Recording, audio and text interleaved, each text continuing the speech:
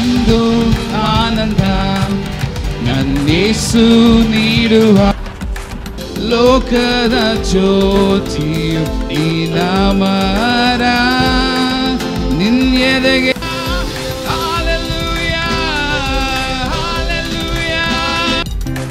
ಯೇಸುವೇ ಸ್ತೋತ್ರ, ನಿಮ್ಮನ್ನೇ ಆರಾಧಿಸ್ತೇವೆ.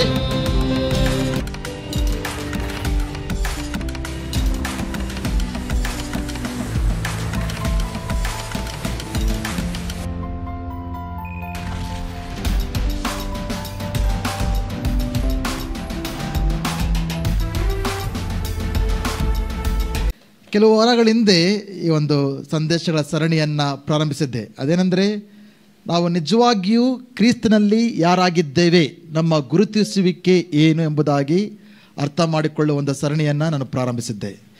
ಪ್ರಿಯರೇ, ಮತ್ತೊಮ್ಮೆ ನಾನು ನಿಮಗೆ ನೆನಪು ಮಾಡಲು ಬಯಸ್ತೇನೆ.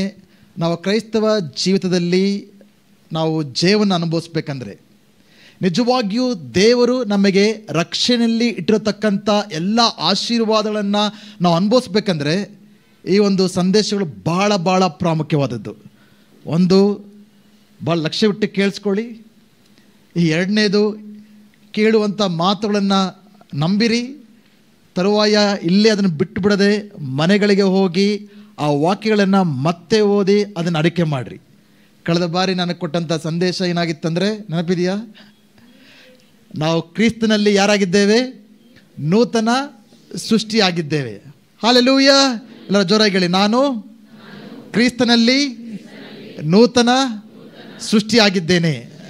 ನಾನೇನು ಹೇಳಿದ್ದೆ?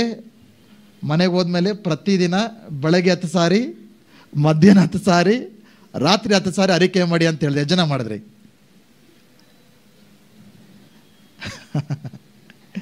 ಇಲ್ಲಿ ಬಂದು ಕೂತ್ಕೊಂಡು ಹೋಗೋದ್ರಿಂದ ಏನು ಬದಲಾವಣೆ ಆಗೋಲ್ಲ. ಓಕೆ, ಸಾಯೋವರೆಗೂ ಬಂದು ಕೂತ್ಕೊಳ್ತೇವೆ, ಹೋಗ್ತೇವೆ. ನಮ್ಮಲ್ಲಿ ಬದಲಾವಣೆ ಆಗಬೇಕಂದ್ರೆ ಕೇಳಿದಂಥ ವಾಕ್ಯಗಳನ್ನು ನಂಬಬೇಕು, ಅದನ್ನು ನಮ್ಮ ಜೀವಿತದಲ್ಲಿ ಅನ್ವಯಿಸ್ಕೊಳ್ಬೇಕು, ಅರಿಕೆ ಮಾಡಬೇಕು. ಆವಾಗ ಮಾತ್ರ ದೇವರ ವಾಕ್ಯ ನಮ್ಮಲ್ಲಿ ಕ್ರಿಯೆ ಮಾಡುತ್ತೆ. ಇಲ್ಲಂದರೆ ಇಲ್ಲೂ ಕೂತ್ಕೊಳ್ಳೋದಕ್ಕೂ ಬೇರೆ ಕಡೆ ಎಲ್ಲ ಕೂತ್ಕೊಂಬರೋಕ್ಕೂ ಏನೂ ಪ್ರಯೋಜನ ಇರೋದಿಲ್ಲ. ಅರ್ಥ ಆಗ್ತಾ ಇದೆಯಾ?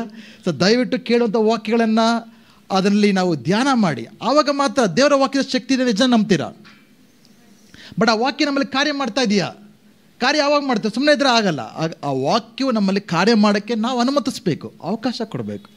ಆವಾಗಲೇ ನಾವು ವಾರೆಲ್ಲ ಹಾದು ಹೋಗುವಂಥ ಪ್ರತಿಯೊಂದು ಪರಿಸ್ಥಿತಿಗಳ ಮೇಲೆ, ಸನ್ನಿವೇಶಗಳ ಮೇಲೆ, ಅನುಮಾನಗಳ ಮೇಲೆ, ನಿರಾಶೆಗಳ ಮೇಲೆ ನಾವು ಜಯವನ್ನು ಸಾಧಿಸೋಕ್ಕೆ ಸಾಧ್ಯ. ಯೇಸು ಸೈತನನ್ನು ಯಾವ ರೀತಿಯಾಗಿ ಜಯಿಸಿದ್ರು? ದೇವರ ವಾಕ್ಯದ ಮುಖಾಂತರ.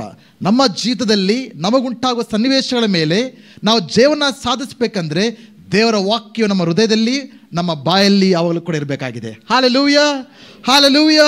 ಇವತ್ತು ಇನ್ನೊಂದು ವಾಕ್ಯನ ಹೇಳಕ್ಕೆ ಬಯಸ್ತೇನೆ. ಅದೇನೆಂದರೆ, ನಾವು ಕ್ರಿಸ್ತನಲ್ಲಿ ದೇವರ ಮಕ್ಕಳಾಗಿದ್ದೇವೆ. ಹಲ್ಲೆಲೂಯಾ. ಎಷ್ಟು ಜನ ನಂಬ್ತೀರಾ? ನಾವು ಕ್ರಿಸ್ತನಲ್ಲಾಗಿದ್ದೇವೆ. ಗಲಾತ್ಯರ ಬರೆದ ಪತ್ರಿಕೆ 3ನೇ ಅಧ್ಯಾಯ 26ನೇ ವಚನ. ಇಲ್ಲೇನು ನೋಡ್ತೇವೆ ಅಂದರೆ, ಹಾಗೆ ನೀವೆಲ್ಲರೂ ಕ್ರಿಸ್ತ ಯೇಸುವಿನಲ್ಲಿಟ್ಟಿರುವ ನಂಬಿಕೆಯ ಮೂಲಕ ದೇವರ ಮಕ್ಕಳಾಗಿದ್ದೀರಾ. ಇಂಗ್ಲೀಷಲ್ಲಿ, so in Christ Jesus you are all children of God through faith. ಎಲ್ಲರೂ ಕೂಡ ಅರಿಕೆ ಮಾಡಿ. ಈಗ ನಾನು ಕ್ರಿಸ್ತನಲ್ಲಿ ದೇವರ ಮಗುವಾಗಿದ್ದೇನೆ. Hallelujah, hallelujah. ಯಾರಾಗಿದ್ದೀರಾ ನೀವು? ಕ್ರಿಸ್ತನಲ್ಲಿ ದೇವರ ಮಗುವಾಗಿದ್ದೀರಾ. ನಿಮ್ಮ ತಂದೆ ತಾಯಿಗಳ ಮಕ್ಕಳಕ್ಕಿಂತ ಹೆಚ್ಚಾಗಿ ನಿಮ್ಮನ್ನು ಈ ಲೋಕಕ್ಕೆ ಬರೋಕ್ಕೆ ತೀರ್ಮಾನಿಸಿದ್ದು ನಿಮ್ಮ ತಂದೆ ತಾಯಿಗಳಲ್ಲ, ದೇವರು. ದೇವರು ಈ ಲೋಕದಲ್ಲಿ ನಿಮ್ಮ ತಂದಿರುವಂಥ ವ್ಯಕ್ತಿಯಾಗಿದ್ದಾನೆ. ಅದರ ಪ್ರತಿದಿನ ನಾವು ಪರಲೋಕದ ತಂದೆಯ ಮಕ್ಕಳು ಎಂಬ ಅರಿವಿಕೆಯಲ್ಲಿ ನಾವು ಜೀವಿಸಬೇಕಾಗತ್ತೆ. ಪ್ರಿಯ, ಒಂದು ವಿಷಯವನ್ನು ನಾವು ನೆನಪು ಮಾಡ್ಕೋಬೇಕೆಲ್ಲರೂ ಕೂಡ. ಹೊಸ ಒಡಂಬಡಿಕೆಯಲ್ಲಿ 2 ವಿಷಯಗಳಿವೆ. ಅತಿ ಮುಖ್ಯವಾದ 2 ವಿಷಯಗಳಿವೆ. ಅದೇನೆಂದರೆ, ಒಂದು ಇಂಡಿಕೇಟಿವ್ಸ್ ಅಂತೇವೆ, ಇನ್ನೊಂದು ಇಂಪರೇಟಿವ್ಸ್ ಅಂತೇವೆ. ಇಂಡಿಕೇಟಿವ್ಸ್ ಅಂದರೆ ದೇವರು ನಮಗಾಗಿ ಈಗಾಗಲೇ ಏನು ಮಾಡಿ ಮುಗಿಸಿದ್ದಾನೆ, ದೇವರು ಮಾಡಿಬಿಟ್ಟಿದ್ದಾರೆ ಅಂಥ ಕಾರ್ಯಗಳನ್ನು ಇಂಡಿಕೇಟಿವ್ಸ್ ಅಂತೇವೆ. ಉದಾಹರಣೆಗೆ, ನಾವು ಹೊಸ ಸೃಷ್ಟಿಯಾಗಿದ್ದೇವೆ ಕ್ರಿಸ್ತನಲ್ಲಿ, ಆಗ್ಬಿಟ್ಟಿದ್ದೀವಾ? ಅದು ಯಾರು ಮಾಡಿರೋ ಕಾರ್ಯ? ದೇವರು. ಇವತ್ತು ಎರಡನೇ ನಾವೇನು ಓದ್ತಾ ಇದ್ದೇವೆ? ನಾವು ದೇವರ ಮಕ್ಕಳಾಗಿದ್ದೇವೆ ಎಂಬುದಾಗಿ. ಇದು ಯಾರು ಮಾಡಿರೋ ಕಾರ್ಯ? ದೇವರು. ಇದು ದೇವರು ಮಾಡಿರತಕ್ಕಂಥ ಕಾರ್ಯ. ಇನ್ನೊಂದು ಇಂಪೆರಿಟಿವ್ಸ್ ಅಂತಿದೆ, ಅಂದರೆ ನಾವೇನು ಮಾಡಬೇಕು. ಅದು ಪೊಸಿಷನಲ್ ಟ್ರೂತ್, ಕ್ರಿಸ್ತನಲ್ಲಿ ದೇವರಲ್ಲಿ ನಮ್ಮ ಸ್ಥಾನ ಏನು ಎಂಬುದಾಗಿ. ಇವಾಗ ಅದು ನಮ್ಮ ಜೀವಿತದಲ್ಲಿ ಪ್ರಾಯೋಗಿಕವಾಗಿ ನಮ್ಮ ಜೀವನದಲ್ಲಿ ನೆರವೇರಬೇಕು. ಅದು ನಾವು ಮಾಡಬೇಕಾಗಿರತಕ್ಕಂಥ ಕಾರ್ಯ. ಸೊ ಈ ಒಂದು ಕ್ರಿಸ್ತನಲ್ಲಿ ಯಾರು ಎಂಬುದಾಗಿ ಕಲಿತುಕೊಳ್ಳುವಾಗ ನಮ್ಮ ಒಂದು ಒತ್ತಡ ಯಾವುದ್ರ ಮೇಲಿದೆ ಅಂದರೆ ದೇವರು ಏನು ಮಾಡಿದ್ದಾರೆ. ಹಲ್ಲೆಲೂಯಾ. ಇವಾಗ ಆ ಕಾರ್ಯಗಳು ನಮ್ಮ ಜೀವನದಲ್ಲಿ ಅನ್ವಯಿಸಿಕೊಂಡಾಗ ಮಾತ್ರ ಅದರ ಬದಲಾವಣೆಯನ್ನು ನಾವು ಕಾಣೋದಕ್ಕೆ ಸಾಧ್ಯ. ಹಲ್ಲೆಲೂಯಾ. ಕೆಲವು ಸಭೆಗಳು ಹೆಚ್ಚಾಗಿ ದೇವ್ರು ಏನು ಮಾಡಿದ್ದಾರೆ ಅದ್ರ ಮೇಲೆ ಒತ್ತಡ ಕೊಡ್ತಾರೆ. ದೇವರೆಲ್ಲ ಮಾಡಿ ಮುಗಿಸ್ಬಿಟ್ಟಿದ್ದಾರೆ, ನೀವೇನು ಮಾಡಬೇಕಾಗಿಲ್ಲ, ರಕ್ಷಣೆ ಒಂದಾಯಿತು, ನೀವೇನು ಪಶ್ಚಾತ್ತಾಪ ಪಡಬೇಕಾಗಿಲ್ಲ, ವಿಧೇಯರಾಗಬೇಕಾಗಿಲ್ಲ, ನೀವು ದೇವ್ರ ಮಕ್ಕಳಾಗ್ಬಿಟ್ಟಿದ್ದೀರಿ, ನೀವು ಹೆಂಗೆ ಬೇಕಾದ್ರೂ ಜೀವಿಸಿ ಎಂಬುದಾಗಿ ಆ ರೀತಿಯಾಗಿ ಹೇಳ್ತಾರೆ. ಅದು ತಪ್ಪು. ಕೆಲವೊಂದು ಸಭೆಗಳು ಹೆಚ್ಚಾಗಿ ನಾವೇನು ಮಾಡಬೇಕು, ಪ್ರತಿದಿನ ನೀವು ಅದು ಮಾಡಬೇಕು, ಇದು ಮಾಡಬೇಕು, ವಿಧೇಯರಾಗಬೇಕು, ಪ್ರಾರ್ಥನೆ ಮಾಡಬೇಕು, ಉಪವಾಸ ಮಾಡಬೇಕು, ನೀವೇನು ಮಾಡಬೇಕು ಅನ್ನೋದ್ರ ಮೇಲೆ ಒತ್ತಡ ಕೊಡ್ತಾರೆ. ಅದು ನಮ್ಮ ಮೇಲೆ ಹೆಚ್ಚಿನ ಈಗಲೇ ನಮ್ಮ ಜೀವನದಲ್ಲಿರೋ ಎಲ್ಲ ಪ್ರಾಬ್ಲಮ್ ಮೇಲೆ ಒತ್ತಡ ಮೇಲೆ ಇನ್ನೊಂದು ಒತ್ತಡ. ಅದು ಅಲ್ಲೇ ನನ್ನ ದೇವ್ರಿಗೋಸ್ಕರ ಜೀವಿಸೋಕೆ ಆಗ್ತಾ ಇಲ್ವಲ್ಲ, ವಿಧೇಯರಾಗಕ್ಕೆ ಆಗ್ತಾ ಇಲ್ವಲ್ಲ ಅನ್ನೋ ಪ್ರಕಾರ. ಬಟ್ ನಮಗೆ ಎರಡೂ ಇರಬೇಕು. ಮೊದಲನೇದು ನಾವೇನು ಅರ್ಥ ಮಾಡ್ಕೊಳ್ಬೇಕು, ದೇವರು ನಮಗಾಗಿ ಏನು ಮಾಡಿದ್ದಾರೆ ಅನ್ನೋದನ್ನು ಫಸ್ಟ್ ಅರ್ಥ ಮಾಡ್ಕೊಳ್ಬೇಕು. ಇದು ಯಾವ ರೀತಿ ಅಂದರೆ, ಒಬ್ಬ ರಾಜವಂಶದಲ್ಲಿ ಒಬ್ಬ ಪ್ರಿನ್ಸ್ ಹುಟ್ಟಿದ್ದಾನೆ, ಯುವರಾಜನು. ಓಕೆ, ಆ ಯುವರಾಜನು ಹುಟ್ಟಿದ್ದು ಆತನ ಸ್ಥಾನ ಏನು, ಆತನ ಅರಸನ ಮಗನದು ಆತನ ಸ್ಥಾನ. ಈಗ ಆತನ ಬೆಳೆದು ಆ ಅರಸನ ಮಗನಾಗಿ ಜೀವಿಸ್ಬೇಕೋ ಅಥವಾ ಇತರರಾಗೆ ಸಾಮಾನ್ಯವಾಗಿ ಜೀವಿಸ್ಬೇಕೋ, ಮೂರ್ಖನಾಗಿ ಜೀವಿಸ್ಬೇಕೋ ಆತನಿಗೆ ಬಿಟ್ಟಿದ್ದು. ಬಟ್ ಆತನ ಸ್ಥಾನ ಏನು, ಆತನ ಯುವರಾಜ. ತನ್ನ ಸ್ಥಾನವನ್ನು ಅರ್ಥ ಮಾಡಿಕೊಂಡು ಯುವರಾಜನಾಗಿ ವರ್ತಿಸಿ ತನ್ನ ಗುಣಗಳನ್ನು, ತನ್ನ ಜೀವನ ಶೈಲಿಯನ್ನು ಯುವರಾಜನಾಗಿ ಅನುಭವಿಸಿದ್ರೆ ಆತನು ರಾಜನಾಗೋದಕ್ಕೆ ಸಾಧ್ಯ. ಹಲ್ಲೆಲೂಯಾ. ಆ ರೀತಿಯಾಗಿ ನಾವೆಲ್ಲರೂ ಕೂಡ ದೇವರು ಮಾಡುವ ಕಾರ್ಯಗಳನ್ನು ಪ್ರಪ್ರಥಮವಾಗಿ ನಂಬಬೇಕಾಗಿದೆ. ಸೊ ಈ ಒಂದು ಗುರುತಿಸುವಿಕೆ, ಕ್ರಿಸ್ತನಲ್ಲಿ ನಾವು ಯಾರು ಎನ್ನುವ ಸರಣಿಯಲ್ಲಿ ನಾನು ಏನು ಹೆಚ್ಚಾಗಿ ಹೇಳಕ್ಕೆ ಬಯಸ್ತಾ ಇದ್ದೇನೆ ಅಂದರೆ, ದೇವರು ನಮಗೆ ಏನು ಮಾಡಿದ್ದಾರೆ. ಮೊದಲನೇದು ಹೇಳಿದ್ದೆ, ನಾವು ಕ್ರಿಸ್ತನಲ್ಲಿ ಹೊಸ ಸೃಷ್ಟಿಯಾಗಿದ್ದೇವೆ. ಹಲ್ಲೆಲೂಯಾ. ಹಳೆಯದೆಲ್ಲ ಗತಿಸಿ ಹೋಗಿದೆ, ಎಲ್ಲವೂ ಕೂಡ ಹೊಸದಾಗಿದೆ, ನೂತನವಾಗಿದೆ. ನಾವು ನೂತನ ವ್ಯಕ್ತಿತ್ವವನ್ನು, ನೂತನ ಜೀವಿತವನ್ನು, ನಾವು ನೂತನ ಒಂದು ದೇವರ ಬಯಕೆಗಳನ್ನು ನಾವು ಹೊಂದ್ಕೊಂಡಿದ್ದೇವೆ. ಹಲ್ಲೆಲೂಯಾ. ಅದನ್ನು ನಂಬಬೇಕು, ಅದನ್ನು ಅರಿಕೆ ಮಾಡಬೇಕು, ಮೊದಲನೇದು. ಎರಡನೇ, ಇವತ್ತು ನಾನು ಹೇಳ್ತೇನೆ ಅಂದರೆ, ನಾವು ಕ್ರಿಸ್ತನಲ್ಲಿ ಯಾರಾಗಿದ್ದೇವೆ, ದೇವರ ಮಕ್ಕಳು. ಇದು ನಮಗೆ ಭಾಳ ಸಿಂಪಲಾಗಿ ಕಾಣ್ತಾ ಇದೆ, ಇದೇನು ದೊಡ್ಡ ವಿಷಯ. ನಾನು ಸಭೆಗೆ ಬರ್ತಾರತಕ್ಕಂಥ ದಿನದಿಂದ ದೇವರು ನನ್ನ ತಂದೆ, ನಾನು ಆತನ ಮಗ, ನಾನು ಆತನ ಮಗಳು ಅನ್ನೋದು ಚೆನ್ನಾಗಿ ಗೊತ್ತಿರತಕ್ಕಂಥ ವಿಷಯ. ಇದರಲ್ಲಿ ಇನ್ನೇನಿದೆ ನಾವು ಕಲ್ತ್ಕೊಳ್ಳೋಕ್ಕೆ ಅನ್ನೋದು ಕೂಡ ಪ್ರಶ್ನೆ ಬರ್ಬೋದು. ಒಂದು ಗೊತ್ತಿದೆ ಏನಂತ, ನಾವು ದೇವರ ಮಗ, ದೇವರ ಮಗಳು ಅಂತ ನಾವು ಗೊತ್ತಿದೆ. ಬಟ್ ಎಷ್ಟು ಜನ ದೇವರ ಮಕ್ಕಳಾಗಿ ನಾವು ಜೀವಿಸ್ತಾ ಇದ್ದೇವೆ. ಯೇಸು ಸ್ವಾಮಿ ತನ್ನ ಶಿಷ್ಯರಿಗೆ ಏನು ಕಲಿಸ್ಕೊಟ್ರು ಗೊತ್ತಾ? ದೇವರನ್ನು ಏನಂತ ಕರೆಯಬೇಕಂತ ಕಲಿಸ್ಕೊಟ್ರು?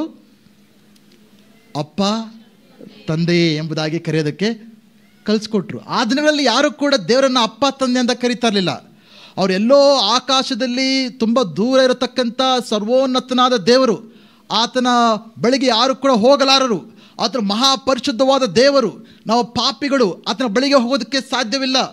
ಆತನ ಒಂದು ನ್ಯಾಯದ ಪತಿ, ನಮ್ಮ ಪಾಪಗಳನ್ನು ನೋಡಿ ಶಿಕ್ಷಿಸುವ ಆತನು. ಅದರಿಂದ ಭಯದಿಂದ ಇರ್ತಾ ಇದ್ರು, ಆತನ ಹತ್ತಿರಕ್ಕೆ ಹೋಗೋದಕ್ಕೆ ಬಯಸ್ತಾ ಇರಲಿಲ್ಲ. ಆದರೆ ಯೇಸು ಸ್ವಾಮಿ ಬಂದು ಏನು ಕಲಿಸ್ಕೊಟ್ರು ಅಂದರೆ, ಅವೆಲ್ಲ ಸುಳ್ಳು ಅಂತ ಹೇಳ್ತಾರೆ. ನಿಜ, ದೇವರು ಸರ್ವಶಕ್ತನು, ದೇವರು ಮಹಾಪರಿಶುದ್ಧನು, ದೇವರ ನ್ಯಾಯಾಧಿಪತಿ, ದೇವರು ಪರಲೋಕದಲ್ಲಿರತಕ್ಕಂಥ ದೇವರು, ಅವೆಲ್ಲ ಕೂಡ ನಿಜಾನೇ. ಆದರೆ ಯೇಸು ಸ್ವಾಮಿ ಈ ಒಂದು ದೇವರು ನಿಮ್ಮ ತಂದೆ ಆಗಿದ್ದಾನೆ, ಅಪ್ಪ ತಂದೆಯೇ ಅಂತ ಕರಿಬೋದೆಂಬುದಾಗಿ ಕಲಿಸ್ಕೊಟ್ರು. ಹಲ್ಲೆಲೂಯಾ. ಆ ದಿನಗಳಿಗೆ ಜನರಿಗೆ ಅದು ಹೊಸ ಒಂದು ಯೋಚನೆ ಆಗಿತ್ತು. ಆದರೆ ಇವತ್ತು ನಾನು ಹೇಳಕ್ಕೆ ಬಯಸ್ತಾ ಇದೆ ಅಂದರೆ, ನಾವು ದೇವರ ಮಕ್ಕಳಾಗಿ ನಾವು ಬಾಳ್ತಾ ಇದ್ದೇವಾ ಅಥವಾ ಅನಾಥರಾಗಿ ಬಾಳ್ತಾ ಇದ್ದೇವಾ? ಯೇಸು ಸ್ವಾಮಿ ಹೇಳಿದ್ರು, ಯೋಹನ್ನ ಬರೆದ ಸುವಾರ್ತೆ 14ನೇ ಅಧ್ಯಾಯ 18ನೇ ವಚನದಲ್ಲಿ ಯೇಸು ಸ್ವಾಮಿ ಹೇಳಿದ್ರು, ನಾನು ನಿಮ್ಮನ್ನು ಅನಾಥರನ್ನಾಗಿ ಬಿಡುವುದಿಲ್ಲ, ನಿಮ್ಮ ಬಳಿಗೆ ಬರುತ್ತೇನೆ. ಇದು ಎಂಥ ಅನಾಥರು? ನಮಗೆಲ್ಲರಿಗೂ ಗೊತ್ತು, ಅನಾಥರು ಅಂದರೆ ಯಾರು? ಈ ಲೋಕದಲ್ಲಿ ತಂದೆ ತಾಯಿಗಳು ಇಲ್ಲದಿರತಕ್ಕಂಥ ಜನರನ್ನು ಅನಾಥರು ಎಂಬುದಾಗಿ ಕರಿತೇವೆ. ಅನಾಥರ ಮನಸ್ಥಿತಿ ಯಾವ ರೀತಿ ಇರುತ್ತೆ ಗೊತ್ತಾ? ಅವರು ಭಾಳ ಇನ್ಸೆಕ್ಯೂರ್ ಆಗಿರ್ತಾರೆ, ಅಭದ್ರತೆ. ಅವರು ಯಾವಾಗಲೂ ಕೂಡ ತಳ್ಳಲ್ಪಟ್ಟವರು. ಬಲಹೀನರು, ಕೈ ಬಿಡಲ್ಪಟ್ಟವರು, ಎಲ್ಲರಿಗಿಂತ ನಿರಾಕರಿಸಲ್ಪಟ್ಟವರು, ಯಾವುದು ದಿಕ್ಕು ದೆಸೆ ಇಲ್ಲದವರು, ಆ ರೀತಿಯಾದ ಮನಸ್ಥಿತಿಯಲ್ಲಿ ಅನಾಥರು ಬೆಳೀತಾರೆ. ಹೌದಾ? ಈಗ ದೇವರು ನಮ್ಮ ತಂದೆಯಿಂದ ಅರ್ಥ ಮಾಡಿಕೊಂಡು ನಮ್ಮ ಮನಸ್ಥಿತಿ ಯಾವ ರೀತಿ ಇದೆ ಎಂಬುದನ್ನು ಅರ್ಥ ಮಾಡ್ಕೊಳ್ಬೇಕಾಗಿದೆ. ಅನೇಕ ವಿಶ್ವಾಸಿಗಳನ್ನು ನೋಡಬೇಕಂದ್ರೆ, ಗಮನಿಸ್ಬೇಕಂದ್ರೆ ಯಾವ ರೀತಿ ಅವ್ರು ಜೀವಿಸ್ತಾ ಇದ್ದಾರೆ ಯೋಚನೆ ಮಾಡಿ. ಅವ್ರು ದೇವರ ಮಕ್ಕಳಾಗಿ ಜೀವಿಸ್ತಾ ಇದ್ದಾರಾ, ಅನಾಥರಾಗಿ ಜೀವಿಸ್ತಾ ಇದ್ದಾರಾ? ಇದು ಆತ್ಮಿಕ ಅನಾಥರು ಅಂತ ಹೇಳ್ಬೋದು. ಯೇಸು ಏನು ಹೇಳ್ತಾ ಇದ್ದಾರೆ? ನಿಮ್ಮನ್ನು ಅನಾಥರಾಗಿ ಬಿಡ್ತಾ ಇಲ್ಲ, ಅಂದರೆ ಬಿಡೋದಿಲ್ಲ ಎಂಬುದಾಗಿ, ಅಂದರೆ ಶಾರೀರಿಕವಾಗಿ ಅನಾಥರ ಬಗ್ಗೆ ಮಾತಾಡ್ತಾ ಇಲ್ಲ. ಇದು ಆತ್ಮಿಕವಾದ ಅನಾಥರ ಬಗ್ಗೆ ಮಾತನಾಡ್ತಾ ಇದ್ದಾರೆ. ಸೊ ಅನೇಕರು ದೇವರನ್ನ ತಂದೆಗೆ ಅರ್ಥ ಮಾಡ್ಕೊಂಡ್ರು ಕೂಡ ಇನ್ನೂ ಭಯ ಪಡ್ತಾ ಇದ್ದಾರೆ, ಇನ್ನೂ ಚಿಂತೆಯಲ್ಲಿದ್ದಾರೆ, ಇನ್ನೂ ಎಲ್ಲರಿಂದ ತಿರಸ್ಕರಿಸಲ್ಪಟ್ಟಿದ್ದೇನೆ, ಇನ್ನೂ ನನ್ನ ಬಗ್ಗೆ ವಿಚಾರಿಸೋರು ಯಾರೂ ಇಲ್ಲ, ನನ್ನ ಬಗ್ಗೆ ಯೋಚನೆ ಮಾಡೋರು ಯಾರಿಲ್ಲ, ನನ್ನ ಬಗ್ಗೆ ಪ್ರೀತಿ ಮಾಡೋರು ಇಲ್ಲ, ನನ್ನ ಭವಿಷ್ಯತ್ತು ಏನಾಗುತ್ತೋ, ನಾಳೆ ಏನಾಗುತ್ತೋ, ಯಾರು ನನ್ನ ಪ್ರೀತಿಸೋರಿಲ್ಲ, ಯಾರನ್ನು ಅರ್ಥ ಮಾಡ್ಕೊಳ್ಳಿಲ್ಲ ಎಂಬುದಾಗಿ ಯೋಚನೆ ಮಾಡ್ತಿರ್ತಾರೆ. ಯೋಚನೆ ಮಾಡ್ತಾ ಇದ್ದೀರಾ ಆ ರೀತಿ ನೀವು ಯೋಚನೆ ಮಾಡ್ತಾ ಇದ್ದರೆ ಇನ್ನೂ ತಂದೆಯಾದ ದೇವರ ಪ್ರಕಟಣೆಯನ್ನು ನಿಮ್ಮ ಜೀವಿತದಲ್ಲಿ ಇನ್ನೂ ಹೊಂದ್ಕೊಂಡಿಲ್ಲ. ಮಕ್ಕಳು ಯಾವ ರೀತಿ ಬೆಳೀತಾರೆ? ಕುಟುಂಬ, ತಂದೆ ತಾಯಿ ಇರತಕ್ಕಂಥ ಮಕ್ಕಳು, ಒಳ್ಳೆಯ ತಂದೆ ತಾಯಿ ಇರತಕ್ಕಂಥ ಮಕ್ಕಳು, ಒಳ್ಳೆಯ ಕುಟುಂಬದಲ್ಲಿ ಹುಟ್ಟಿರ್ತಕ್ಕಂಥ ಮಕ್ಕಳು, ಅವರ ಮನಸ್ಥಿತಿಗೂ ಅನಾಥರಿಗೂ ವ್ಯತ್ಯಾಸ ಇರುತ್ತಾ? ಒಂದು ಕುಟುಂಬದ ಮಕ್ಕಳು ಯಾವ ರೀತಿ ಬೆಳೀತಾರೆ? ನಂಬಿಕೆಯಲ್ಲಿ, ಆತ್ಮವಿಶ್ವಾಸದಲ್ಲಿ, ನನಗೆ ಅಪ್ಪ ಇದ್ದಾರೆ, ಅಮ್ಮ ಇದ್ದಾರೆ, ನನಗೆ ಏನು ಬೇಕಾದ್ರೂ ಅವ್ರು ಕೊಡ್ತಾರೆ, ಎಲ್ಲವನ್ನೂ ಅವ್ರು ನೋಡ್ಕೊಳ್ತಾರೆ, ನಾಳೆ ಏನು ನಾಳೆ ಬಗ್ಗೆ ಯೋಚನೆ ಇರಲ್ಲ ಅವರಿಗೆ. ನಮಗೆ ಯೋಚನೆ, ತಂದೆ ತಾಯಿಗಳಿಗೆ ನಾಳೆ ಏನಾಗ್ತಾರೋ ಅವರು ಅಂತ. ಮಕ್ಕಳಿಗಿದೆಯಾ ಭಯ ಅವರಿಗೆ? ನಾವು ಪ್ರಿಯರೇ, ತಂದೆಯಾದ ದೇವರನ್ನು ತಂದೆಯಾದ ದೇವರೆಂಬುದಾಗಿ ಅರ್ಥ ಮಾಡಿಕೊಂಡು ಆ ನಂಬಿಕೆಯಲ್ಲಿ, ಆ ಪ್ರಕಟಣೆಯಲ್ಲಿ, ಆ ಅನುಭವದಲ್ಲಿ ಜೀವಿಸ್ತೇವೆ ಆದರೆ ಸಭೆಗೆ ಬರ್ಬೋದು, ಪ್ರಾರ್ಥನೆ ಮಾಡ್ಬೋದು, ದೇವರ ವಾಕ್ಯ ಓದ್ಬೋದು, ಆದರೆ ನಮ್ಮ ಯೋಚನೆಗಳು ಅನಾಥರಾಗಿರ್ತವೆ ನಾವು. ಸೊ ಇವತ್ತು ನಾವು ಅರ್ಥ ಮಾಡ್ಕೊಳ್ಬೇಕೇನೆಂದರೆ, ಹೇಳೋಕ್ಕೆ ಭಾಳ ವಿಷಯಗಳಿವೆ. ದೇವರ ಮಗುವಂತ ಅರ್ಥ ಮಾಡ್ಕೊಂಬಿಟ್ಟಿದ್ದಾರೆ ಅನ್ಕೋಬೇಡಿ, ಆ ತಪ್ಪು ಮಾಡಬೇಡಿ. ನಿಮ್ಮೆಲ್ಲರ 5 ನಿಮಿಷ ಮಾತಾಡಿದ್ರೆ ನಂಗೆ ಗೊತ್ತಾಗುತ್ತೆ ನೀವು ಅನಾಥರ ದೇವರ ಮಕ್ಕಳೆಂಬುದಾಗಿ ಜೀವಿಸ್ತಾ ಇದ್ದೀರಿ ಎಂಬುದಾಗಿ. 5 ನಿಮಿಷ ಸಾಕು ನನಗೆ, ನಿಮ್ಮ ನಂಬಿಕೆ ಏನು, ನಿಮ್ಮ ನಂಬಿಕೆ ಲೆವೆಲ್ ಯಾವ ರೀತಿ ಇದೆ ಎಂಬುದಾಗಿ. ಅದು ಬದಲಾಗಬೇಕು. ಆವಾಗ ಮಾತ್ರ ನಮ್ಮ ಜೀವಿತದಲ್ಲಿ ನಾವು ಬದಲಾವಣೆಯನ್ನು ನಾವು ಕಾಣೋಕ್ಕೆ ಸಾಧ್ಯ. ಈ ಅನಾಥರು ಯಾವ ರೀತಿ ಯೋಚನೆ ಮಾಡ್ತಾರೆ ಅನ್ನೋದನ್ನು ನಾನು ನಿಮಗೆ ಹೇಳ್ಕೊಡ್ತೇನೆ ಇವತ್ತು. ಈ ಆತ್ಮೀಕ ಅನಾಥರು, ನಾನು ಅನಾಥರು ಎಂಬ ಮನಸ್ಥಿತಿ ಇದ್ದರೆ ನಾವು ಯಾವ ರೀತಿ ಇರ್ತೇವೆ ಎಂಬುದಾಗಿ ನಾನು ಹೇಳ್ಕೊಳ್ಳಲು ಬಯಸ್ತೇನೆ ಇವತ್ತು. ಇಲ್ಲಿ ಇದಕ್ಕೆ ಒಳ್ಳೆಯ ಉದಾಹರಣೆ ಯಾರು ಅಂದರೆ, ಲೂಕನು ಬರೆದ ಸುವಾರ್ತೆ 15ನೇ ಅಧ್ಯಾಯ 25ರಿಂದ 32 ವಚನದಲ್ಲಿ, 15ನೇ ಅಧ್ಯಾಯದಲ್ಲಿ ಯೇಸು ಸ್ವಾಮಿ ಒಂದು ಒಳ್ಳೆ ಕಥೆಯನ್ನು ಹೇಳಿದ್ರು. ಇದು ಭಾಳ ಪರಿಚಯ ಇರತಕ್ಕಂಥ ಕತೆ, ಎಲ್ಲರೂ ಕೂಡ ಗೊತ್ತಿರತಕ್ಕಂಥ ಕತೆ. ಇದು ಯಾರ ಕತೆ? ಇದು the lost son, the prodigal son, ದಾರಿ ತಪ್ಪಿದ ಮಗ. ಅದೇ ನಾನು ಟೈಟ್ಲ್ ಇರೋದು ಕನ್ನಡದಲ್ಲಿ, ಪಿಕ್ಚರ್ ಟೈಟ್ಲ್ ಗೊತ್ತು, ದಾರಿ ತಪ್ಪಿದ ಮಗ. ಈ ಒಂದು ಕತೆ ಓದಿದಾಗೆಲ್ಲ ನಮ್ಮ ಫೋಕಸ್ ಯಾರ ಮೇಲೆ ಇರುತ್ತೆ ಗೊತ್ತಾ? ಯಾರ ಮೇಲೆ ಇರುತ್ತೆ ಫೋಕಸ್? ಚಿಕ್ಕ ಮಗನ ಮೇಲೆ ಇರುತ್ತೆ. ಬಟ್ ಯೇಸು ಸ್ವಾಮಿಯ ಫೋಕಸ್ ಯಾರಾಗಿದ್ರು ಗೊತ್ತಾ? ಹಿರಿಯ ಮಗನ ಬಗ್ಗೆ. ಈ ಸ್ಟೋರಿಯ ಫೋಕಸ್ ಕಿರಿಯ ಮಗನಲ್ಲ. ಕಿರಿಯ ಮಕ್ಕಳು ಭಾಳ ಸಿಂಪಲ್, ದಾರಿ ತಪ್ತಾರೆ, ದಾರಿ ತಪ್ಪಿಟ್ಟು ಒಂದು ಅರ್ಥ ಆಗುತ್ತೆ, ವಾಪಸ್ ಬರ್ತಾರೆ, ಅಪ್ಪ ಅಂತ ಓಡಿ ಬರ್ತಾರೆ, ಮುಗಿತಲ್ಲಿಗೆ ಅವ್ರದ್ದು. ಬಟ್ ಯೇಸು ಸ್ವಾಮಿ ಕಥೆನ ಯಾರಿಗೆ ಹೇಳಿದ್ರು ಗೊತ್ತಾ? ಪಾಪಿಗಳಿಗೆ ಹೇಳಲಿಲ್ಲ, ಇದು ಲೋಕದವ್ರಿಗೆ ಹೇಳಿಲ್ಲ ಈ ಕತೆ. ಯೇಸು ಸ್ವಾಮಿ ಕಥೆನ ಹೇಳಿದ್ದು ಫರಿಸಾಯರಿಗೆ, ಆ ದಿನಗಳ ಧಾರ್ಮಿಕ ಜನರಿಗೆ, ಅಂದರೆ ವಿಶ್ವಾಸಿಗಳಿಗೆ, ಪ್ರಾರ್ಥನೆ ಮಾಡುವಂಥವ್ರಿಗೆ, ದೇವರ ವಾಕ್ಯ ಓದುವಂಥವ್ರಿಗೆ, ಸಭೆಗೆ ಬರುವಂಥವ್ರಿಗೆ, ದೇವರಿಗೆ ಕಾಣಿಕೆ ಕೊಡುವಂಥವ್ರಿಗೆ, ಉಪವಾಸ ಮಾಡುವಂಥವ್ರಿಗೆ, ಅವರನ್ನು ಉದ್ದೇಶಿಸಿ ಯೇಸು ಸ್ವಾಮಿ ಈ ಕಥೆಯನ್ನು ಹೇಳಿರತಕ್ಕಂಥದ್ದು. ಸೊ ಆ ಹಿರಿಯ ಮಗನ ಮೆಂಟಾಲಿಟಿ ಅರ್ಥ ಮಾಡ್ಕೊಳ್ಬೇಕು ಇವತ್ತು. ನಾವೆಲ್ಲರೂ ಕೂಡ ಕಿರಿಯ ಮಗನ ಒಂದು ಸ್ಥಾನದಲ್ಲಿ ಇಟ್ಕೊಳ್ಳೋಕ್ಕೆ ಬಯಸ್ತೇವೆ. ಒಂದು ದಿನ ಪಾಪದಲ್ಲಿದ್ವಿ, ಯಾರೋ ಬಂದು ಸುವಾರ್ತೆ ಹೇಳಿದ್ರು, ನಮ್ಮ ಪಾಪಗಳಿಗೆ ಗ್ರಹಿಸುವಿಕೆ ಆಯಿತು, ಅಪ್ಪ ಕ್ಷಮಿಸಂತ ಬಂದ್ವಿ, ದೇವರ ಮಕ್ಕಳಾದ್ವಿ ಅಂತ ಅರ್ಥ ಮಾಡ್ಕೊಳ್ತೇವೆ. ಅದು ಈಸಿ. ಆ ರೀತಿನ ಬರ್ತೇವೆ ನಾವು ದೇವರ ರಾಜ್ಯಕ್ಕೆ. ಕಾಲಕ್ರಮೇಣ ಹಿರಿಯ ಮಕ್ಕಳಾಗ್ಬಿಡ್ತೇವೆ ನಾವು. ದೇವರ ರಾಜ್ಯಕ್ಕೆ ಬರುವಾಗ ಕಿರಿಯ ಮಕ್ಕಳಾಗಿ ಬರ್ತೇವೆ. ದೇವರ ರಾಜ್ಯಕ್ಕೆ ಬಂದಮೇಲೆ ಯಾರ ಮೆಂಟಾಲಿಟಿ ಬರುತ್ತೆ? ನಮಗೆ ಹಿರಿಯ ಮಕ್ಕಳ ಮೆಂಟಾಲಿಟಿ ಬರುತ್ತೆ. ನಮಗೆ ಕಿರಿಯನ ಮಗನ ಬಗ್ಗೆ ಎಲ್ಲರಿಗೂ ಗೊತ್ತಲ್ಲ. ಹೋಗ್ತಾನೆ ಅಪ್ಪ ಹತ್ರ, ಅಪ್ಪ ನೀನು ನನ್ನ ಆಸ್ತಿ ನನಗೆ, ನನ್ನ ಭಾಗ ನನಗೆ ಕೊಟ್ಬಿಡು. ಅಂದ ಅರ್ಥ ಏನು? ನಿನ್ನ ಸಾಯೋವರೆಗೂ ವೆಯ್ಟ್ ಮಾಡೋ ಪೇಷನ್ಸ್ ನನಗಿಲ್ಲ, ಅದೇನು ಕೊಡ್ತೀಯೋ ಈಗಲೇ ಕೊಟ್ಬಿಡು ಅಂತ ತನ್ನ ಒಂದು ಭಾಗನ ತೆಗೆದುಕೊಂಡು ಹೋಗ್ತಾನೆ. ಬಂದಿದ್ದನ್ನೆಲ್ಲ ಕೂಡ ಚಲ್ಲಾಪಿಲ್ಲಿ ಮಾಡ್ತಾನೆ, ಸಖತ್ ಮಜಾ ಮಾಡಿಕೊಂಡು ಜೋಬ್ ಖಾಲಿ ಆಗುತ್ತೆ. ಜೋಬ್ ಖಾಲಿ ಆದಾಗ ಏನಾಗುತ್ತೆ, ಎಲ್ಲರೂ ಕೂಡ ಫ್ರೆಂಡ್ಸ್ ಚಡ್ಡಿ ದೋಸ್ತುಗಳೆಲ್ಲ ಬಿಟ್ಟು ಹೋಗ್ಬಿಡ್ತಾರೆ. ಆತನ ಪರಿಸ್ಥಿತಿ ಹಂದಿಗೆ ಹಾಕೋ ಊಟ ತಿನ್ನೋಂಥ ಪರಿಸ್ಥಿತಿ ಬರುತ್ತೆ. ಅದು ತಿನ್ಬೇಕನ್ನೋ ಮನಸ್ಸಿಗೆ ಅದು ಮನಸ್ಸು ಓಪನ್ ಆಗುತ್ತೆ. ಆಗ ಬುದ್ಧಿ ಬರುತ್ತೆ ಅವನಿಗೆ, ನನ್ನ ತಂದೆ ಮನೇಲಿರತಕ್ಕಂಥ ಆಳುಗಳು ಅವ್ರಿಗಿಂತ ನನಗೆ ಚೆನ್ನಾಗಿದ್ದಾರಲ್ಲ, ನಾನು ಹೋಗ್ಬಿಟ್ಟು ತಪ್ಪಾಯ್ತು ಅಂತ ಕೇಳ್ಕೊಂಬಿಟ್ಟು ಅಟ್ಲೀಸ್ಟ್ ಅವ್ರು ಆಳುಗಳಾಗಿ ಜೀವಿಸ್ತೀನಂಬಿಟ್ಟಾಗಿ ಅಂದ್ಕೊಂಡು ವಾಪಸ್ ಬರ್ತಾನೆ.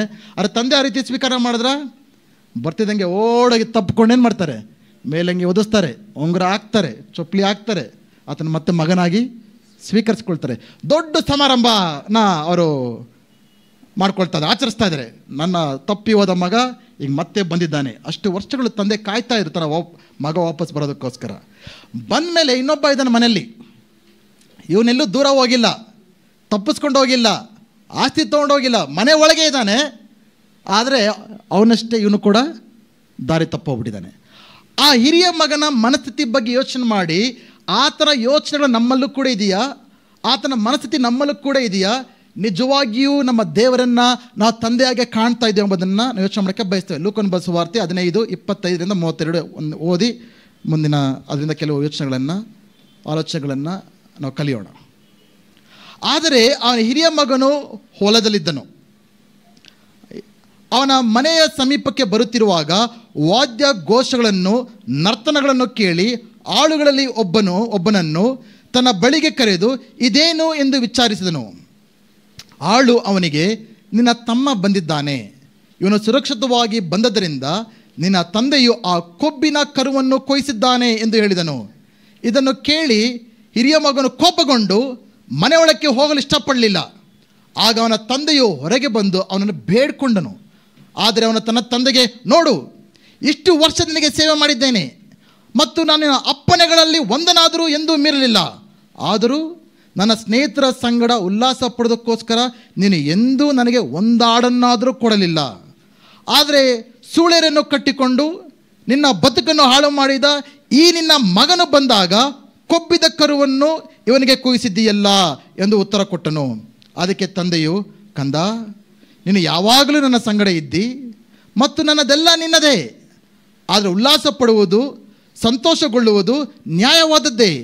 ಯಾಕೆಂದರೆ ಈ ನಿನ್ನ ತಮ್ಮ ಸತ್ತವನಾಗಿದ್ದನು, ತಿರುಗಿ ಬದುಕು ಬಂದಿದ್ದಾನೆ, ಪೋಲಿಯೋ ಹೋಗಿದ್ದನು, ಸಿಕ್ಕಿದನು ಎಂದು ಹೇಳಿದನು. ಹಲ್ಲೆಲೂಯಾ.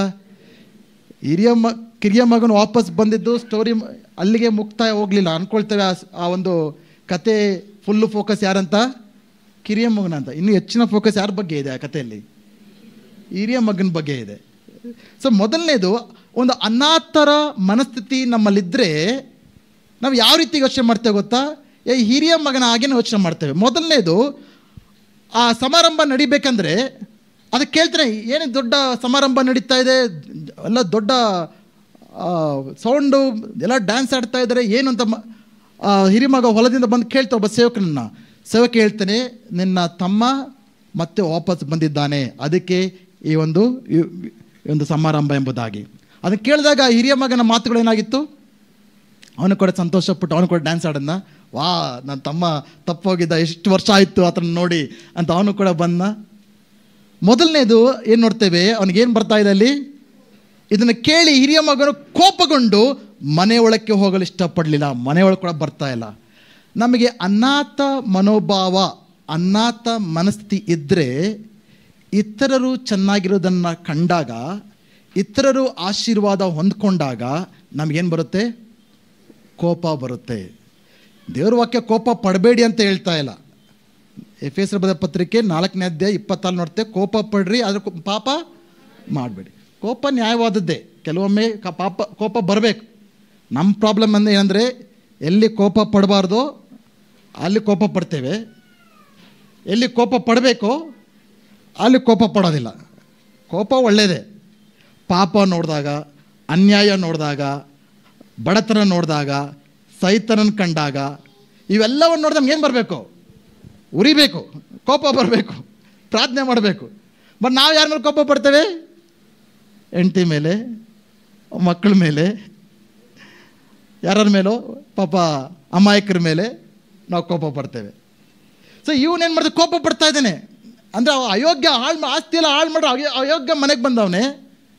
ತಂದೆ ನೋಡಿದ್ರೆ ಅವನ್ನ ಹಿಡ್ಕೊಂಡು ಬಿಗದೆ ಕೊಟ್ಟು ಬುದ್ಧಿ ಹೇಳೋದು ಬಿಟ್ಟು ಕೊಬ್ಬಿದ ಕರುವನ್ನು ಕೊಯ್ಸಿದ್ದಾರೆ. ಅದನ್ನು ಕೇಳಿ ಇವನು ಉರಿತಾ ಇದೆ. ಸೊ ಈ ಅನಾಥ ಮನಸ್ಥಿತಿ ನಮ್ಮಲ್ಲಿದ್ದರೆ ಏನಾಗುತ್ತೆ ಗೊತ್ತಾ? ಇತರರ ಆಶೀರ್ವಾದ ಆಗೋದನ್ನು ಕಂಡ್ರೆ ಸಹಿಸಿಕೊಳ್ಳೋದಕ್ಕೆ ಆಗೋಲ್ಲ. ಇತರರನ್ನು ಮೆಚ್ಚಿದರೆ, ಇತರರಿಗೆ ಗೌರವವನ್ನು ಕೊಟ್ಟಾಗ, ಇತರರಿಗೆ ನಮ್ಮ ಆಫೀಸ್ಗಳಲ್ಲಿ ಬೇರೆಯವರಿಗೆ ಪ್ರಮೋಷನ್ ಸಿಕ್ಕಿದಾಗ, ಬೇರೆಯವರಿಗೆ ಸಂಬಳ ಹೆಚ್ಚಾದಾಗ, ಬೇರೆಯವ್ರನ್ನ ಮೆಚ್ಚಿದಾಗ ನಮ್ಮಲ್ಲಿ ಏನಾಗುತ್ತೆ? ಉರಿಯುತ್ತೆ. ಅದರ ಅರ್ಥ ಏನಂದರೆ ನಮ್ಮಲ್ಲಿ ಈ ಅನಾಥ ಮನಸ್ಥಿತಿ ಇದೆ ಎಂಬುದಾಗಿ. ನಾವು ದೇವರ ಮಕ್ಕಳ ಮನಸ್ಥಿತಿ ನಮ್ಮಲ್ಲಿದ್ದರೆ ಇತರರ ಆಶೀರ್ವಾದ ಹೊಂದಾಗ ಅವರೊಟ್ಟಿಗೆ ನಾವು ಕೂಡ ಸಂತೋಷ ಪಡ್ತೇವೆ. ನನ್ನ ಸಮಯ ಬಂದಾಗ ದೇವ್ರು ನನಗೇನಿಟ್ಟಿದ್ದಾರೋ ಅದು ಬರುತ್ತೆ, ನನಗೆ ಯಾವುದೇ ಅಭದ್ರತೆ ಇರೋದಿಲ್ಲ. ಬಟ್ ಅನಾಥ ಮನಸ್ಥಿತಿ ನಮಗೇನು ಬರುತ್ತೆ? ಇತರರು ಚೆನ್ನಾಗಿರೋದು ಕಂಡ್ರೆ ಅದು ಸಹಿಸ್ಕೊಳ್ಳೋದಕ್ಕೆ ಆಗೋಲ್ಲ. ಎಲ್ಲರೂ ಕೂಡ ವಿಚಾರಿಸ್ಕೊಳ್ಳಿ, ನಮ್ಮಲ್ಲಿ ಗುಣ ಇದೆಯಾ ಎಂಬುದಾಗಿ ವಿಚಾರಿಸ್ಕೊಳ್ಳಿ. ಎರಡನೇದು ಏನು ನಡೀತಾ ಇದೆ, ಈತನು ಇದನ್ನು ಕೇಳಿ ಹಿರಿಯ ಮಗನು ಕೋಪಗೊಂಡು ಮನೆ ಒಳಕ್ಕೆ ಹೋಗಲು ಇಷ್ಟಪಡಲಿಲ್ಲ. Is isolating himself. ಐಸೋಲೇಷನ್. ಯಾರಿಗೆ ಅನಾಥರ ಮನಸ್ಥಿತಿ ಇರುತ್ತೋ ಅವ್ರು ಯಾವಾಗಲೂ ತಮ್ಮನ್ನು ತಾವೇ ಬೇರ್ಪಡಿಸ್ಕೊಳ್ತಾರೆ, ತಮ್ಮನ್ನು ತಾವೇ ಒಬ್ಬಂಟಿರೋಕ್ಕೆ ಬಯಸ್ತಾರೆ. ಯಾವುದೋ ಕೂಟಗಳು ಬರೋಕ್ಕೆ ಬಯಸೋದಿಲ್ಲ, ಜನರೊಟ್ಟಿಗಿರೋದಕ್ಕೆ ಬಯಸೋದಿಲ್ಲ, ಯಾವಾಗಲೂ ಕೂಡ ಎಲ್ಲರೊಟ್ಟಿಗೆ ಸಂತೋಷದಿಂದ ಭಾಗವಹಿಸೋದಕ್ಕೆ ಅವ್ರು ಬಯಸೋದಿಲ್ಲ. ಅವ್ರು ಯಾವಾಗಲೂ ಕೂಡ ಸಪ್ರೇಟ್ ಆಗಿರೋಕ್ಕೆ ಬಯಸ್ತಾರೆ. ಅದು ಅನಾಥ ಮನಸ್ಥಿತಿ ಇರೋರಲ್ಲಿ ಜರುಗುವಂಥ ಕಾರ್ಯ. ನಾವು ದೇವರ ಮಕ್ಕಳು ಅನ್ನೋ ಮನಸ್ಥಿತಿ ಇದ್ದರೆ ಎಲ್ಲರೊಟ್ಟಿಗೆ ಸಂತೋಷದಿಂದ ನಾವಿರ್ತೇವೆ. ನಮ್ಮ ಕ್ರೈಸ್ತವ ಜೀವಿತ ಎಲ್ಲರೊಟ್ಟಿಗೆ ಜೀವಿಸಿದಾಗ ಮಾತ್ರ ಅದರ ಶಕ್ತಿಯನ್ನು ನಾವು ಅನುಭವಿಸೋದಕ್ಕೆ ಸಾಧ್ಯ. ನಮ್ಮ ತಪ್ಪುಗಳು ಇತರ ತಿದ್ದಕ್ಕೆ ಸಾಧ್ಯ, ನಾವು ಇತರ ತಪ್ಪುಗಳು ತಿದ್ದಕ್ಕೆ ಸಾಧ್ಯ, ನಾವು ಇತರರಿಗೆ ಆಶೀರ್ವಾದವಾಗಕ್ಕೆ ಸಾಧ್ಯ, ಇತರು ನಮಗೆ ಆಶೀರ್ವಾದವಾಗಕ್ಕೆ ಸಾಧ್ಯ, ನಾವು ಇತರರಿಗೆ ಪ್ರಾರ್ಥನೆ ಮಾಡೋಕ್ಕೆ ಸಾಧ್ಯ, ಇತರು ನಮಗೋಸ್ಕರ ಪ್ರಾರ್ಥನೆ ಮಾಡೋಕ್ಕೆ ಸಾಧ್ಯ. ಇವೆಲ್ಲ ಕೂಡ ಯಾವಾಗ ನಡೆಯುತ್ತೆ? ಸಂಬಂಧಗಳಲ್ಲಿ, ಸಹವಾಸಗಳಲ್ಲಿ ಜೀವಿಸಿದಾಗ. ಆದರೆ ಕೆಲವರಿಗೆ ಇಷ್ಟ ಇಲ್ಲ.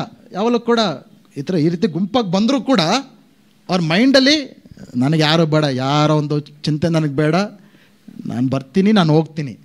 ಎಲ್ಲರೂ ದೊಡ್ಡ ದೊಡ್ಡ ಮೆಗಾ ಚರ್ಚಸ್ಗೆ ಯಾಕೆ ಹೋಗ್ತಾರೆ ಗೊತ್ತಾ? ಹೋಗೋದು ಯಾರು ಗೊತ್ತಾಗಬಾರ್ದು, ಬರೋದು ಯಾರು ಗೊತ್ತಾಗಬಾರ್ದು. ನಾನು ಬರ್ತೀನಿ, ನಾನು ಹೋಗ್ತೀನಿ. ಬಟ್ ಒಳಗೆ ಅಹಂಕಾರ, ಜಂಬ, ಸ್ವನೀತಿ, ಈ ಹಿರಿಯ ಮಗನ ಗುಣಗಳು ಅವ್ರಲ್ಲಿರ್ತವೆ. ಸೊ ನಮ್ಮ ಮನಸ್ಸಿನಲ್ಲಿ ಯಾರ ತಂಟೆ ನನಗೆ ಬೇಡ, ನನ್ನ ಪಾಡು ನಾನು ಇರ್ತೀನಿ ಅಂತ ಇದ್ದರೆ ಅರ್ಥ ಮಾಡ್ಕೊಳ್ಳಿ, ಅದು ಅನಾಥರ ಮನಸ್ಥಿತಿಯಲ್ಲಿ ನೀವು ಕಾರ್ಯ ಮಾಡ್ತಾ ಇದ್ದೀರಾ. ಅದು ಎರಡನೇದು. ಮೂರನೇದು 29ನೇ ಅಧ್ಯಾಯ. ಆದರೆ ಅವನು ತನ್ನ ತಂದೆಗೆ, ನೋಡು, ಇಷ್ಟು ವರ್ಷದಿಂದ ಸೇವೆ ಮಾಡಿದ್ದೇನೆ ಮತ್ತು ನಾನು ನಿನ್ನ ಅಪ್ಪಣೆಗಳಲ್ಲಿ ಒಂದನ್ನಾದರೂ ಎಂದು ಮೀರಲಿಲ್ಲ. ಏನು ಹೇಳ್ತಾ ಇದ್ದಾನೆ ತಂದೆ ನೋಡಿ? ಇಷ್ಟು ವರ್ಷ ನಾನು ನಿನಗೆ ಸೇವೆ ಮಾಡಿದ್ದೇನೆ. ಅಂದರೆ ಅನಾಥ ಮನಸ್ಥಿತಿ ಇರೋರಿಗೆ ಸ್ಲೇವ್ ಮೆಂಟಾಲಿಟಿ ಇರುತ್ತೆ. ಈತನ ಯಾರು? ಈತನ ಮಗ, ಆಸ್ತಿಗೆ ವಾರಸ್ದಾರ. ಆದರೆ ಏನು ಹೇಳ್ತಾ ಇದ್ದಾನೆ ತಂದೆಗೆ? ಸೇವೆ ಮಾಡಿದ್ದೇನೆ. ಅದು ಆ ಮೆಂಟಾಲಿಟಿ. ಮಗ ಆಗಿದ್ರು ಕೂಡ ಮೆಂಟಾಲಿಟಿ ಏನು? ಸೇವೆ. ಒಂದು ಮನೆಯಲ್ಲಿ ಸೇವಕರು ಇರ್ತಾರೆ, ಮಕ್ಕಳು ಇರ್ತಾರೆ. ಸೇವಕರು ಕೆಲಸ ಮಾಡ್ತಾರಾ? ಮಾಡ್ತಾರಾ ಇಲ್ವಾ? ಮಕ್ಕಳು ಕೆಲಸ ಮಾಡ್ತಾರಾ? ಕೆಲವು ಮನೆಯಲ್ಲಿ ಮಾಡಲ್ಲ, ಬಟ್ ಸಹಜವಾಗಿ ಮಾಡ್ತಾರೆ. ಮಕ್ಕಳು ಮಾಡಬೇಕು ಮನೆಯಲ್ಲಿ. ಸೇವಕರು ಕೆಲಸ ಮಾಡಬೇಕು, ಮಕ್ಕಳು ಕೆಲಸ ಮಾಡಬೇಕು. ಆದರೆ ವ್ಯತ್ಯಾಸ ಏನು ಗೊತ್ತಾ? ಸೇವಕರಿಗೆ ತಮ್ಮ ಯಜಮಾನರಿಗಿರೋ ಬಗ್ಗೆ ಸಂಬಂಧಕ್ಕೂ ಮಕ್ಕಳು ತಮ್ಮ ತಂದೆ ಬಗ್ಗೆ ಸಂಬಂಧಕ್ಕೂ ಅಜಗಜಾಂತರವಾದ ವ್ಯತ್ಯಾಸ. ಸೇವಕರಿಗೆ ತಂದೆ ಒಟ್ಟಿಗೆ ಸನ್ನಿಹವಾದ ಬಿಚ್ಚು ಮನಸ್ಸಿನಿಂದ ಮಾತಾಡುವಂಥ ಭಾಗ್ಯ ಇಲ್ಲ. ಆದರೆ ಮಕ್ಕಳಿಗೇನಿದೆ? ತಂದೆ ಹತ್ರ ಬಿಚ್ಚಿದ ಹೃದಯದಿಂದ ಮಾತನಾಡೋಕ್ಕೆ, ಆ ಒಂದು ಇಂಟಿಮೇಟ್ ರಿಲೇಷನ್ಶಿಪ್ ಇರೋದಕ್ಕೆ ಸಾಧ್ಯ.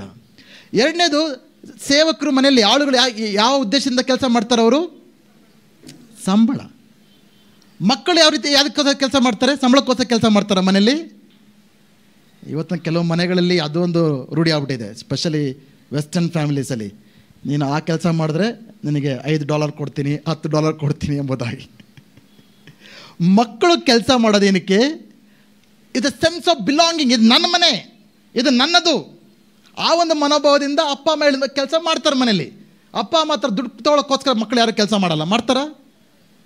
ಇನ್ನೊಂದು ಸೇವಕರ ಮೆಂಟಾಲಿಟಿ ಯಾವ ರೀತಿ ಇರುತ್ತೆ ಅಂದರೆ, ಅದೊಂದು ಜವಾಬ್ದಾರಿಯಿಂದ ಏನೋ ಕೆಲಸ ಮಾಡಬೇಕಲ್ಲ ಅನ್ನೋ ಒಂದು ಉದ್ದೇಶದಿಂದ ಕೆಲಸ ಮಾಡ್ತಾರೆ ಹೊರತು ಅವರು ಇದು ನನ್ನ ಒಂದು ಸಂಬಂಧ, ಇದು ನನ್ನ ಒಂದು ಕುಟುಂಬ ಅನ್ನೋ ಒಂದು ಮನಸ್ಥಿತಿಯಿಂದ ಅವರು ಕೆಲಸ ಮಾಡೋದಿಲ್ಲ. ಸೊ ಸಭೆಯಲ್ಲೂ ಕೂಡ ಅನೇಕರು ಸೇವೆ ಮಾಡ್ತಿರ್ಬೋದು, ನಮ್ಮ ದೇವ್ರಿಗೋಸ್ಕರ ಏನೆಲ್ಲ ನೀವು ಮಾಡ್ತಿರ್ಬೋದು. ಬಟ್ ಯಾವ ಮೆಂಟಾಲಿಟಿ ಇದೆ? ನಾನು ಮಗ, ನನ್ನ ತಂದೆ ಮನೇಲಿ ನಾನು ಮಾಡ್ತಾ ಇದ್ದೀನಿ ಅನ್ನೋ ಒಂದು ಮೆಂಟಾಲಿಟಿಯಲ್ಲಿ ನೀವು ಮಾಡ್ತಾ ಇದ್ದೀರಾ, ಅಥವಾ ಸೇವಕನ ಮನಸ್ಥಿತಿಯಲ್ಲಿ ನೀವು ಮಾಡ್ತಾ ಇದ್ದೀರಾ ಅನ್ನೋದು ಅರ್ಥ ಮಾಡ್ಕೊಳ್ಬೇಕು. ಹಲ್ಲೆಲೂಯಾ. 4ನೇದು ನೋಡ್ತಾ ಇದ್ದೇವೆ, ಈ ಆರ್ಫನ್ ಮೆಂಟಾಲಿಟಿ ಇರೋರು ದ ಡ್ರಿವನ್ ಬೈ ಪರ್ಫಾರ್ಮೆನ್ಸ್.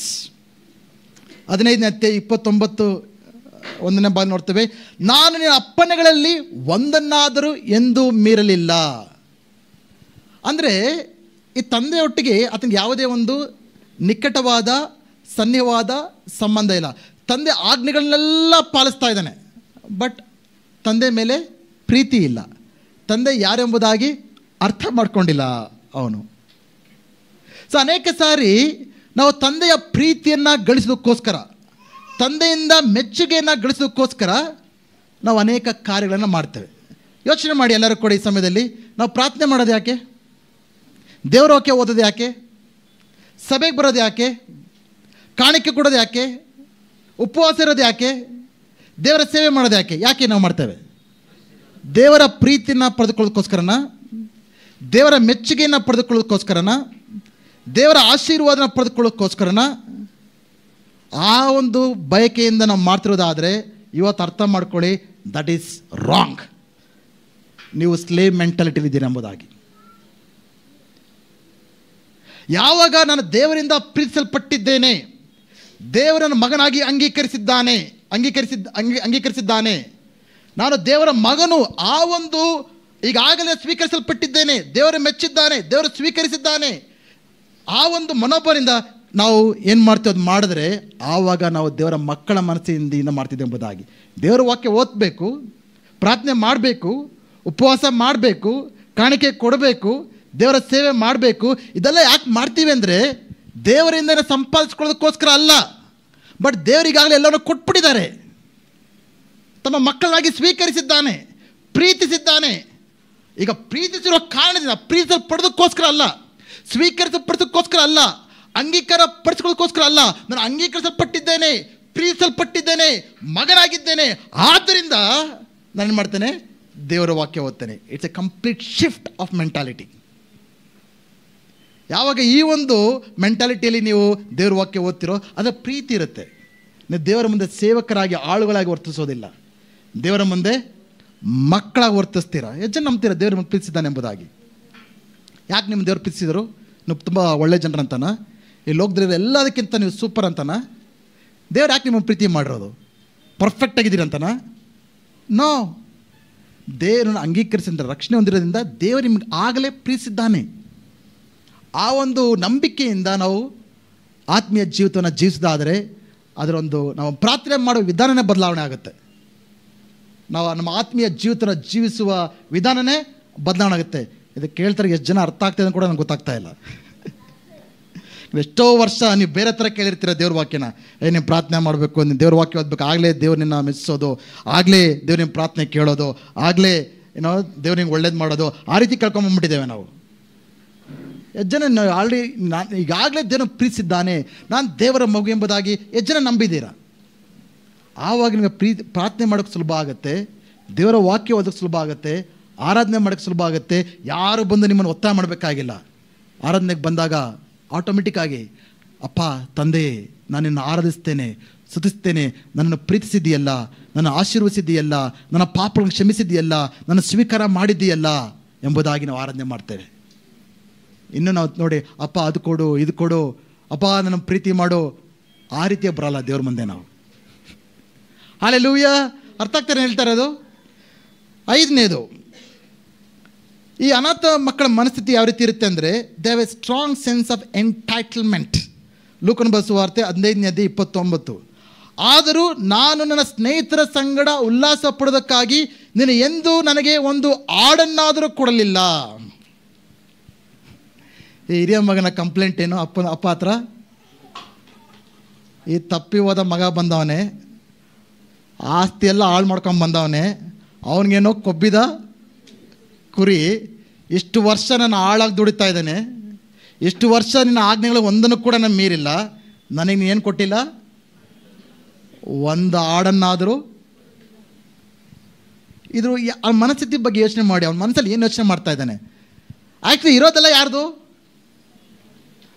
ಅಥವಾ ಇನ್ನೊಂದು ರೀತಿ ಹೇಳ್ಬೇಕಂದ್ರೆ ಅವನೇನು ಹೇಳ್ತಾ ಇದ್ದಾನೆ, ನಾನು ಸರಿಯಾಗಿ ನಡ್ಕೊಂಡಿದ್ದೇನೆ, ನಿನ್ನ ಆಜ್ಞೆಗಳು ಒಂದೂ ಮೀರಿಲ್ಲ, ಚೆನ್ನಾಗಿ ದುಡ್ದಿದ್ದೇನೆ, ನನಗೇನು ಕೊಡು ನೀನು, ಒಂದು ಇಟ್ಸ್ ಎ ಸೆನ್ಸ್ ಆಫ್ ಎಂಟೈಟ್ಲ್ಮೆಂಟ್, ನೀನು ನನಗೆ ಕೊಡಬೇಕು. ಅನೇಕ ವಿಶ್ವಾಸಿಗಳು ಯಾವ ರೀತಿ ಯೋಚನೆ ಮಾಡ್ತಾರೆ ಗೊತ್ತಾ? ನಾನು ಪ್ರಾರ್ಥನೆ ಮಾಡ್ತಾ ಇದ್ದೀನಿ, ದೇವ್ರ ವಾಕ್ಯ ಓದ್ತಾ ಇದ್ದೀನಿ, ಉಪವಾಸ ಮಾಡ್ತಾ ಇದ್ದೀನಿ, ಕಾಣಿಕೆ ಕೊಡ್ತಾ ಇದ್ದೀನಿ, ಸೇವೆ ಮಾಡ್ತಾ ಇದ್ದೀನಿ, ಹೇಳಿದ್ದೆಲ್ಲ ಮಾಡ್ತಾ ಇದ್ದೀನಿ. ಹಿರಿಯ ಮಗನಾಗೆ ಎಷ್ಟು ಜನ ಹೇಳ್ತಾರೆ ಗೊತ್ತಾರೆ, ನೀನು ಆಜ್ಞೆಗಳು ಒಂದು ಕೂಡ ನಾನು ಮೀರಿಲ್ಲ, ಇಷ್ಟು ವರ್ಷ ನಾನು ನಂಬಿಕೆ ಸಹ ದುಡ್ದಿದ್ದೇನೆ. ಆದ್ದರಿಂದ ತಂದೆ ಹತ್ರ ಏನು ಕೇಳ್ತಾರೆ, ನೀನು ಪ್ರಾರ್ಥನೆಗೆ ಯಾಕೆ ಉತ್ತರ ಕೊಡ್ತಿಲ್ಲ, ಯಾಕೆ ನಾನು ಕೇಳಿದ್ದೀನ ನೀನು ಕೊಡ್ತಾ ಇಲ್ಲ? ಕೇಳ್ತೀವಿ ಆ ರೀತಿ. ಅದಕ್ಕೆ ಆ್ಯಕ್ಚುಲಿ ದೇವ್ರ ಹತ್ರ ನಮಗೆ ಕೊಡು ಅಂತ ಕೇಳೋ ಯೋಗ್ಯತೆ ಯಾರಿಗಿದೆ? It's an ಎಂಟೈಟ್ಲ್ಮೆಂಟ್. ಅಂದರೆ ದೇವ್ರ ಇಷ್ಟೆಲ್ಲ ನಾನು ಮಾಡಿದ್ದಿಲ್ಲ, ನೀನು ನನಗೆ ಮಾಡಲೇಬೇಕು, ಈ ಪ್ರಾರ್ಥನೆಗೆ ಉತ್ತರ ಕೊಡಲೇಬೇಕು, ಈ ಅದ್ಭುತ ಮಾಡಲೇಬೇಕು, ಈ ಸ್ವಸ್ಥತೆನ ಕೊಡಲೇಬೇಕು, ಈ ಉದ್ಯೋಗ ಕೊಡಲೇಬೇಕು, ಮದುವೆ ಆಗಲೇಬೇಕು, ಮಕ್ಕಳಾಗಲೇಬೇಕು, ನಾನು ಇದಕ್ಕೆ ಯೋಗ್ಯನು, ಇಷ್ಟು ಮಾಡಿದ್ದಾನೆ, ಇಷ್ಟು ವರ್ಷ ನನ್ನ ಸೇವೆಗೆ ಬಂದಿದ್ದಾನೆ, ಇಷ್ಟು ವರ್ಷ ನಾನು ಕಾಣಿಕೆ ಕೊಟ್ಟಿದ್ದಾನೆ, ಇಷ್ಟು ವರ್ಷದೆಲ್ಲ ಮಾಡಿದ್ದಾನೆ, ನನಗೆ ನೀನು ಕೊಡಲೇಬೇಕು ಅಂತ ಯೋಚನೆ ಮಾಡ್ತಾರ ಜನರು. ಆ ಥರ ಯೋಚನೆ ಮಾಡಿದ್ರೆ